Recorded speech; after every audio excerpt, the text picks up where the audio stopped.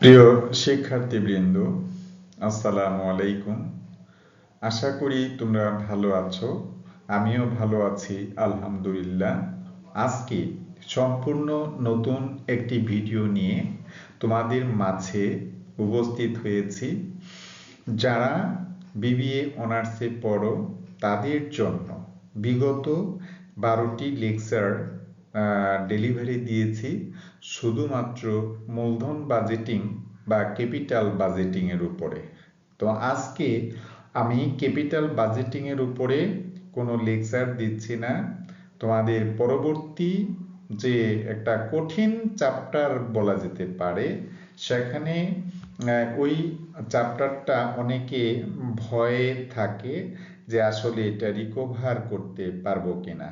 তো শিক্ষার্থীবৃন্দ, এটার উপরেও আমি অনেকগুলো লেকচার ইনশাল্লাহ ডেলিভারি দেওয়ার ইচ্ছা আছে। যারা শুরু থেকে শেষ অবধি দেখবে তারা অবশ্যই সেখান থেকে কিছু অর্জন করতে পারবে বলে আমার বিশ্বাস। তো প্রিন্সিপালস অফ ফিনান্স, যারা বিবিএ অনার্স ফার্স্ট ইয়ারে আছো, এটা অবশ্য আমি আগেও বলেছি, যারা accounting department, management department, marketing এবং ফিনান্স, মানে সবগুলো ডিপার্টমেন্টের জন্যই এই অধ্যায়টি কাজে লাগে। এছাড়া যারা এমবিএতে আছে, বিভিন্ন প্রফেশনাল লেভেলে আছে, তাদের জন্য এই অধ্যায়টি বিশেষভাবে গুরুত্বপূর্ণ।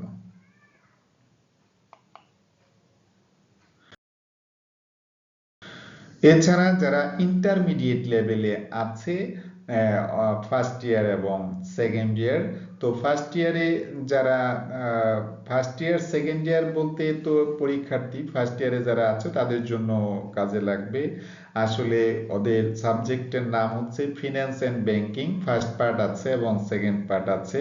সেকেন্ড পার্ট সম্পূর্ণই থিওরিটিক্যাল বিষয়, ওইটা তুমি নিজে রপ্ত করতে পারবে।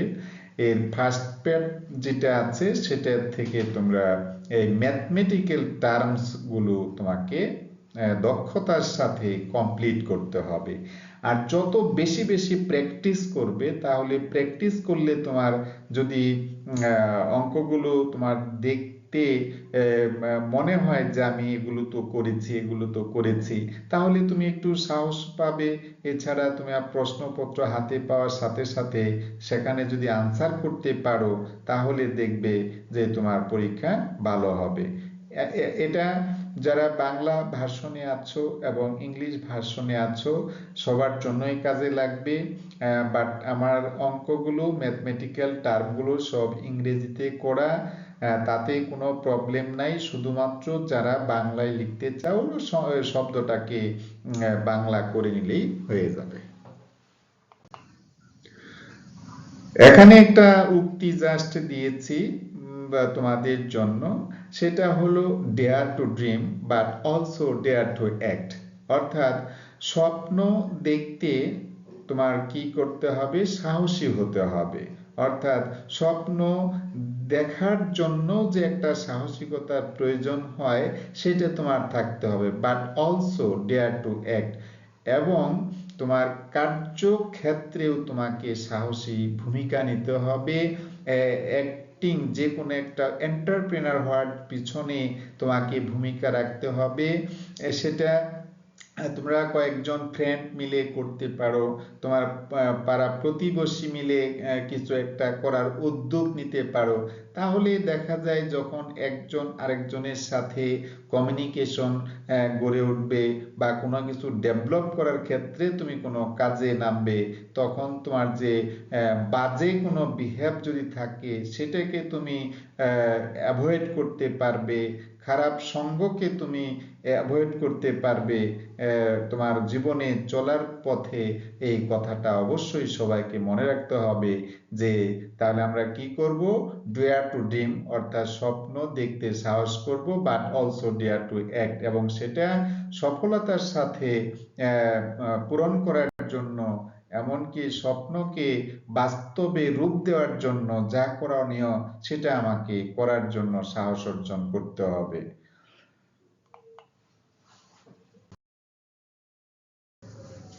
প্রিয় শিক্ষার্থীবৃন্দ, আজকে যে বিষয়টি নিয়ে আমি আলোচনা করতেছি সেটা হচ্ছে আসলে রিস্ক অ্যান্ড রিটার্ন, অর্থাৎ আমার অধ্যায়টার নামই হচ্ছে রিস্ক অ্যান্ড রিটার্ন। রিস্ক মানে কি বলতো?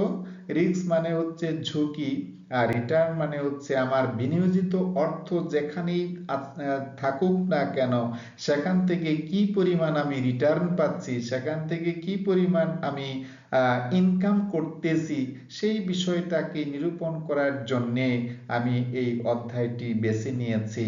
যার কারণে এটা তোমার জীবনে বিজনেস ক্ষেত্রে কাজে লাগবে, তোমার মন মানসিকতার ডেভেলপমেন্ট করার ক্ষেত্রে কাজে লাগবে।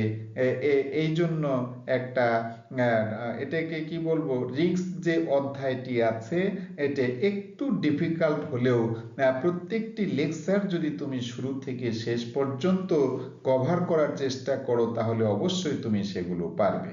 তো এখানে ডেফিনেশন অফ রিস্ক বলা আছে যে আসলে আমরা এটা কিভাবে সংজ্ঞায়ন করতে পারি। তো সংজ্ঞায়ন করতে পারি, এটা এক একজনের এক এক মত থাকতে পারে। যেমন ধরো যে এখানে এই যে এল জে গিটম্যান উনি বলেছেন যে risk is the financial loss, অর্থাৎ এখানে ঝুঁকি যেটা আছে সেটা হচ্ছে আসলে আর্থিক একটা ক্ষতির সম্মুখীন হওয়ার সম্ভাবনাকে বোঝানো হয়েছে। তারপরে দেখো variability of possible outcomes from a given investment, এখানে ব্লক এন্ড হার্ট বলেছেন ভেরিয়েবিলিটি জাস্ট একটা পার্থক্য হতে পারে অফ পসিবল আউটকাম, অর্থাৎ আমার যে একটা সম্ভাবনা কি ধরনের ইনকাম হতে পারে তার একটা সম্ভাবনা ফ্রম এ গিভেন ইনভেস্টমেন্ট। ধরে নাও আমি দুটো এক ফার্মে কিছু টাকা বিনিয়োগ করেছি, আর সেই বিনিয়োজিত অর্থ থেকে আমার যে টাকা রিটার্নের একটা পসিবিলিটি বা টাকা রিটার্নের একটা আউটকামস, তার মধ্যে ভেরিয়েবিলিটি থাকতে পারে, অর্থাৎ ডিফারেন্স থাকতে পারে, আলাদা আলাদা হতে পারে। এটা বোঝাতে ব্লক এন্ড হার্ট তিনি এই উক্তিটি করেছেন। এরপরে দেখো যে risk may be defined as the likelihood that the actual return from, মানে অ্যাকচুয়াল রিটার্ন অর্থাৎ আমি প্রকৃত পক্ষে যে রিটার্নটা পেয়েছি অ্যান্ড ইনভেস্টমেন্ট অর্থাৎ বিনিয়োগ থেকে উইল বি লেস দেন, সেটা লেস হবে অর্থাৎ কম হবে then that forecast return. Forecast return মানে আমি হয়তো পূর্বাভাস দিয়েছি যে আমার 15% রিটার্ন হতে পারে, বাট আমি সেখান থেকে অ্যাকচুয়ালি 13% রিটার্ন পেলাম, এরকম তো হতেই পারে। সেটা মিন করার জন্য জন জে হ্যাম্পটন তিনি বলেছেন যে risk may be defined as the likelihood that the actual return from an investment will be less, অর্থাৎ অ্যাকচুয়াল যে রিটার্নটা আমি পাচ্ছি সেটা পূর্বাভাসকৃত রিটার্নের চাইতে কি হবে, কম হবে। কারণ আমাদের পূর্বাভাসটা তো বেশি হতে পারে, আমি প্রত্যাশা করেছি যে আমি এই বছরে 15% অথবা 18% বা 20% অর্জন করতে পারবো, কিন্তু ইয়ার শেষে দেখা গেল সেখান থেকে আমি অর্জন করতে পেরেছি 13% অথবা 12%। এটা হতে পারে, it may be occurred for the business occurrence. ঠিক আছে, এরপরে দেখো যে টাইপস অফ রিস্ক, অর্থাৎ রিস্ক কত রকম হতে পারে। প্রিয় শিক্ষার্থীবৃন্দ, এটা যারা ইংরেজিতে আছো বা ইংলিশ ভার্সনে আছো অথবা বিবিএ তে আছো তারা ইংলিশে যারা লিখো তাহলে যে বিজনেস রিস্ক আছে অর্থাৎ ব্যবসায়িক ঝুঁকি আছে, ফিনান্সিয়াল রিস্ক অর্থাৎ আর্থিক ঝুঁকি আছে, আর পিওর রিস্ক অর্থাৎ খাঁটি ঝুঁকি আছে। এখানে বলা আছে টাইপস অফ রিস্ক, অর্থাৎ এই তিন ধরনের রিস্ক হতে পারে। এটা তোমরা থিওরিটিক্যাল যে যারা বাংলায় দিবে তারা বাংলায় একটু পড়ে নিবে, আর যারা ইংরেজিতে লিখবে তারা ইংরেজিতে পড়ে নিবে। ঠিক আছে, এরপরে যেটা হতে পারে রিটার্ন। রিটার্ন মানে আমরা কিছুক্ষণ আগে বলেছি যে আমি যে ইনভেস্ট করেছি, যে প্রকল্পে ইনভেস্ট করেছি বা যেখানে ইনভেস্ট করেছি, সেটা সঞ্চয়পত্রে হতে পারে, অথবা কোনো খামারে হতে পারে, অথবা কোনো গবাদি পশুতে হতে পারে, বা মৎস্য খামারে হতে পারে, যে কোনো জায়গা থেকে আমার বিনিয়োজিত অর্থ থেকে আমার যে আমি কামবে মানে যে পরিমাণ অর্থ আমার আসবে, সেটাকে আমি রিটার্ন বলতে চাচ্ছি, ইনকাম বলতে চাচ্ছি। তো এখানে বলা আছে the return is the local gain or loss experienced on an investment over a period of time. অর্থাৎ একটা নির্দিষ্ট সময় শেষে বিনিয়োজিত অর্থ থেকে যে পরিমাণ টাকা আমরা উপার্জন করতে পারবো, সেই উপার্জিত অর্থটাই হচ্ছে আমার রিটার্ন। বাট এখানে লস কিন্তু আসতে পারে, এমন নয় যে আমার লস হবে না, হতে পারে। It's maybe occurred for the business concern, ঠিক আছে। এবং বলা আছে change in return with the opening value normally 1 year getting return. অর্থাৎ আমি ওপেনিংয়ে বা শুরুতে যে পরিমাণ অর্থ বিনিয়োগ করেছি, মানে এই বিনিয়োজিত অর্থ থেকে সচরাচর যে পরিমাণ অর্থ আমরা পেতে থাকি, সেটাই হচ্ছে রিটার্ন। এটা খান অ্যান্ড জেন, একজন লেখক, তিনি তার বক্তব্যে উল্লেখ করেছেন। তাহলে প্রিয় শিক্ষার্থীবৃন্দ, আমরা একটা আগের বিষয় আলোচনা করলাম যে রিস্ক।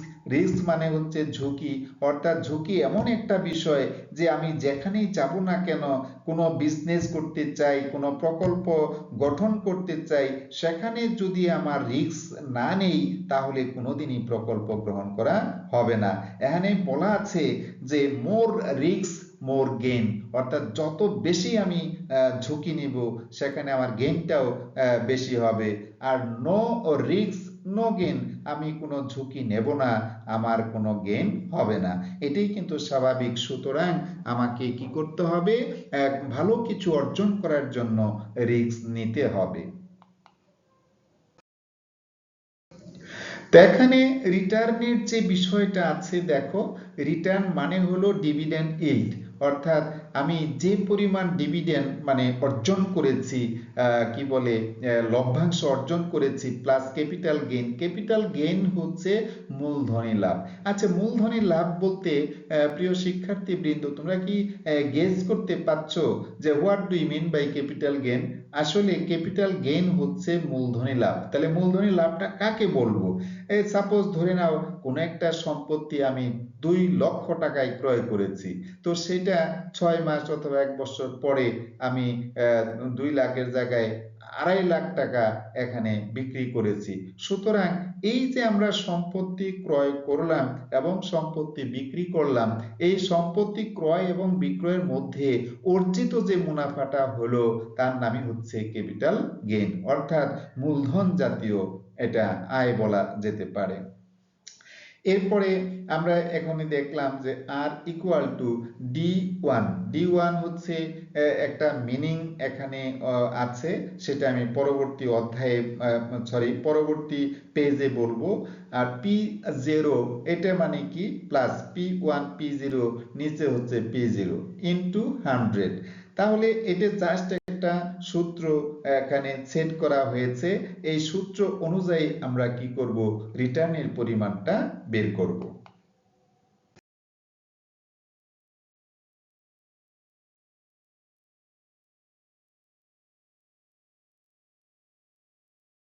তো খেয়াল করো যে এখানে রিটার্নের যে সূত্রটা আমি আগের পেজে দিয়েছি, জাস্ট এখানে ব্যাখ্যা করা হয়েছে যে D1 plus P1 minus P0 নিচে হচ্ছে P0। তো এটার ডিটেলস হচ্ছে D1 হলো ডিভিডেন্ড, ডিভিডেন্ড মানে হলো লভ্যাংশ। আর PO value of opening asset. তো ভ্যালু অফ ওপেনিং অ্যাসেট বলতে আমরা যেটা বুঝি, ধরে নাও 100 টাকা মূল্যের একটা শেয়ার আমরা ক্রয় করেছি। তো 100 টাকা শেয়ার ক্রয় করেছি, তার নামে হচ্ছে ওপেনিং অ্যাসেট।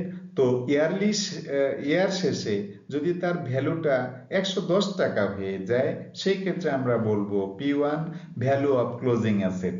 সুতরাং এই P1 এবং PO এটার মধ্যে যে ডিফারেন্সটা, সেটা আমরা এখানে লিখব, আর নিচে তো PO লিখব।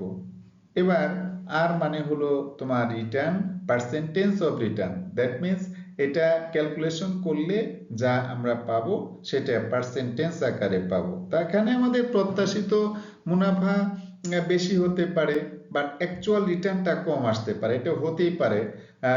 ইট may be occurred all concern of the area of, কি বলবো, বিজনেস সেন্টার। ঠিক আছে, তো আশা করি তোমাদের বিষয়টা কাজে লাগবে বা অধ্যায়টি কাজে লাগবে। এজন্য শুরু থেকে শেষ পর্যন্ত তোমরা দেখবে। যদি ভালো লাগে অবশ্যই লাইক, কমেন্ট এবং শেয়ার করবে। ততক্ষণ পর্যন্ত যে যেখানে আছো ভালো থাকো, সুস্থ থাকো এবং নিরাপদে থাকো।